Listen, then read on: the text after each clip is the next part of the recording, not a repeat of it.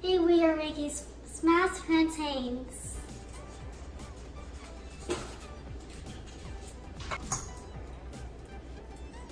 We're gonna cut these kind of thick, like this. Yep. Let's get them a closer look. Top.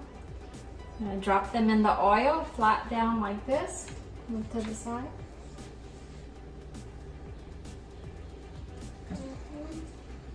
Now we just gotta wait a few minutes. This is what we're gonna use to smash the plantains. See how half is cooked and we're going to flip it. And this makes it smash easier because you're pre-cooking it just a little.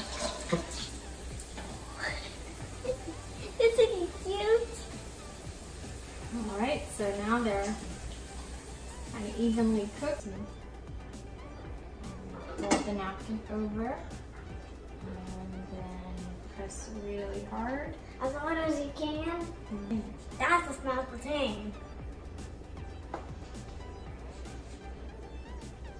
Okay. Back into the oil. Okay. Another smashed plantain. And the oil.